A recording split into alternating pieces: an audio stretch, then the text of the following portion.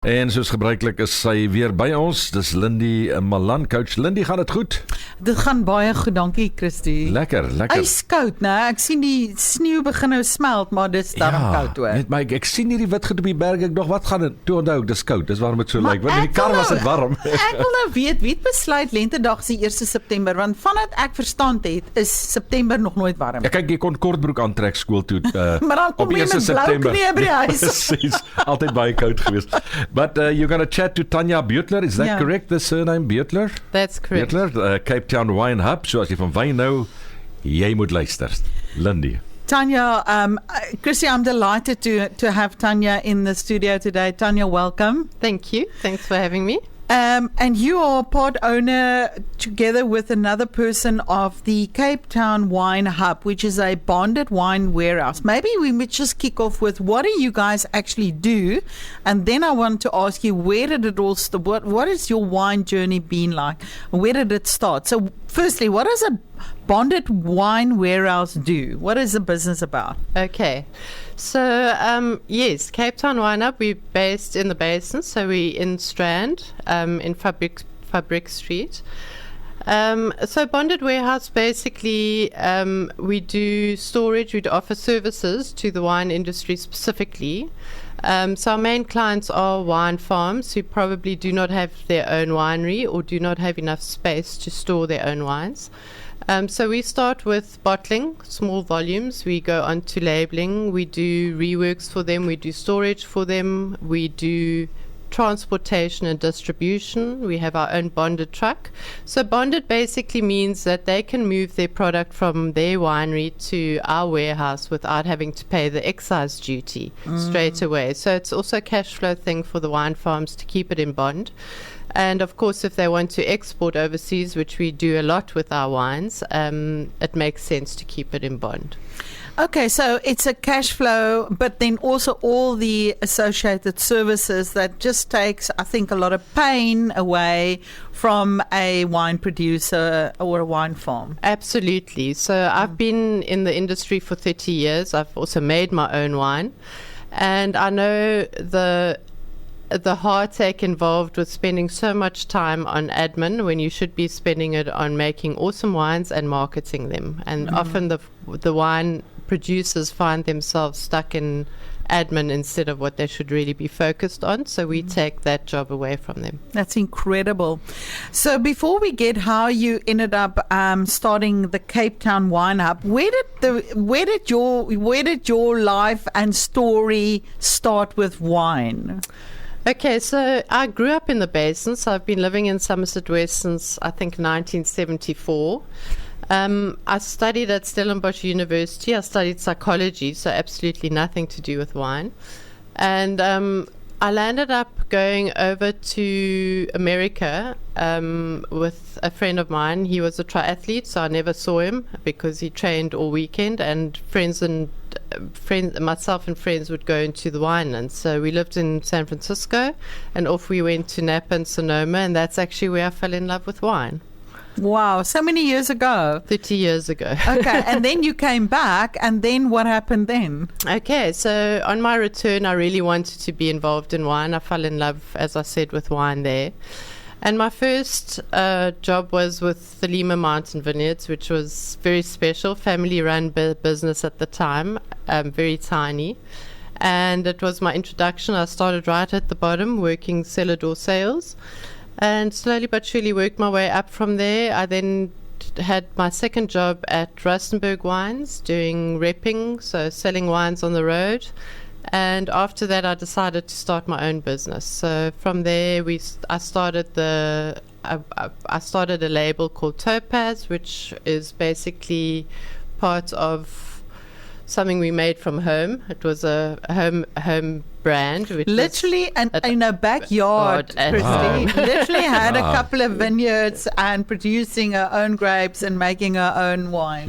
Yeah. So, and then from there, we also, from that was the development of the Garages movement of South Africa, which was awesome. We had incredible people come and taste our wines, visit us from overseas. We were on carte blanche. many years ago, but So they what wanted was a good what was feel-good that? story. What was the garages So movement? the garages movement happened because there were few of us that were making wines from home. It's Okay.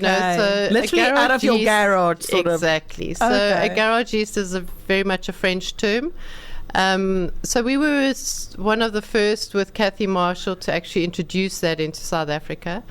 And it was so amazing just to see the incredible wines that were produced behind the scenes on very small scale as a hobby. And yeah, it was for me still the real essence of the wine industry. You know, And people trying their best and not having studied it and just loving yeah, wine. and just for the love of wine Absolutely. and following their intuitive taste and feel for the wine, producing something that they love.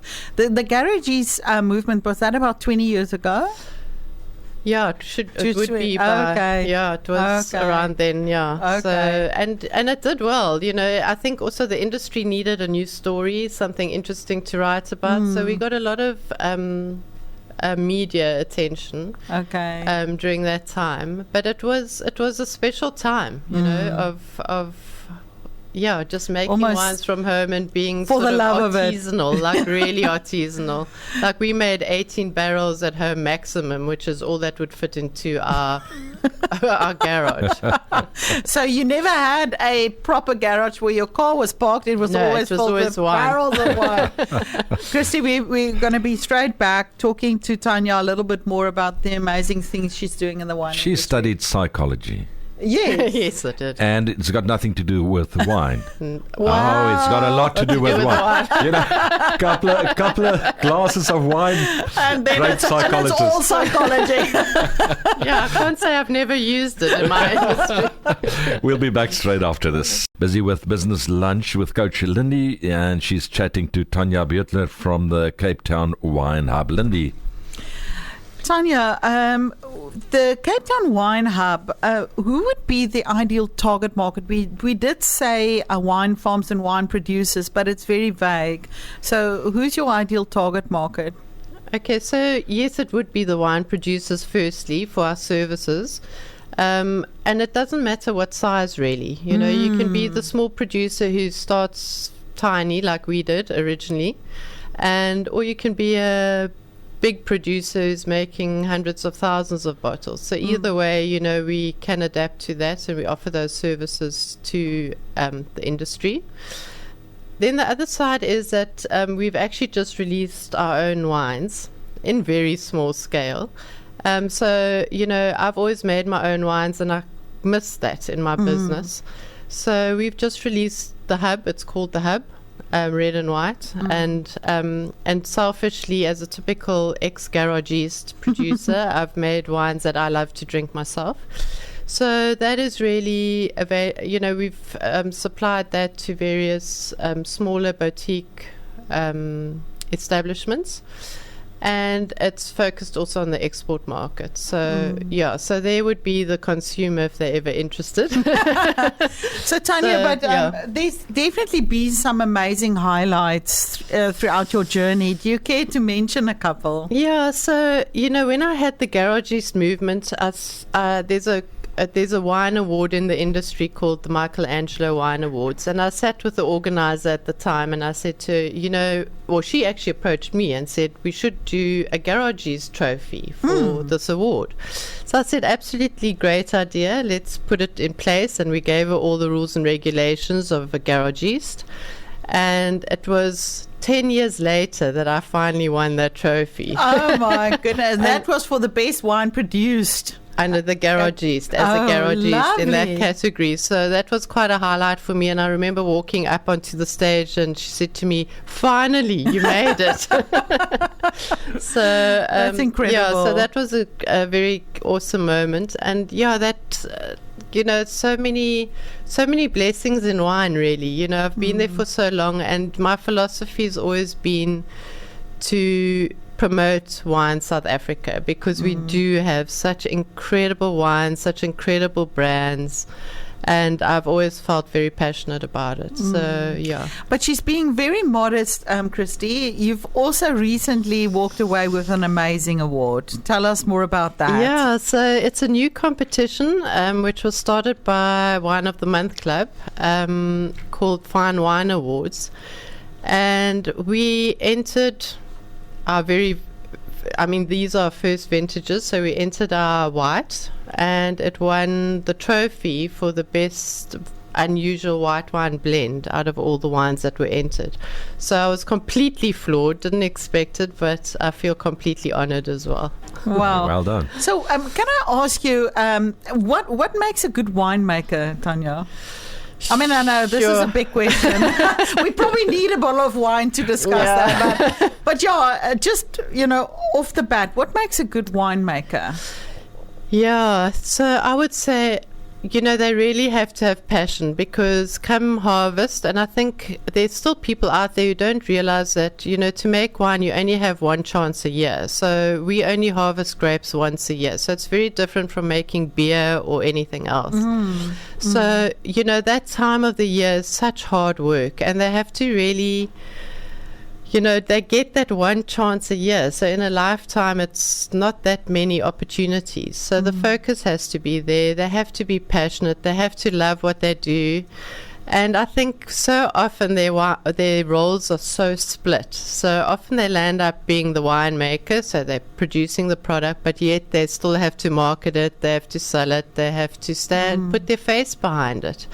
So it's huge responsibility, especially, if you get the bigger producers and you're working for somebody else, you don't have your own brand, it's a lot of responsibility. But I can think when there's a bigger vineyard with a big team, that's one thing, but again, that brings its complexities. But for the smaller guy that's got to wear all the hats, that's a tricky thing to do, keeping the balls in the air. Completely. So, and the wine industry is also very legalized, and there's loads of administration, which is exactly why we do what we do as Cape Town Wine Hub. So we take over that for them. But for the smaller guys, it's a full-time job. I mean, I know when I had my 18 barrels, we'd bottle by hand, label by hand.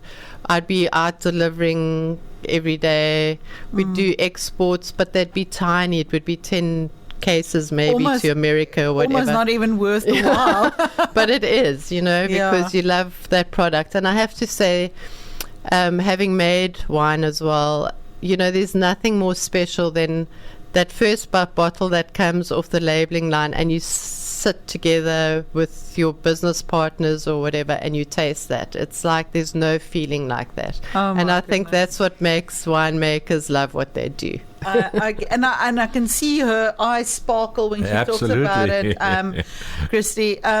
So, Tanja, being in business and now solid within the wine industry for years, surely there's challenges as well. So how do you navigate yourself in business?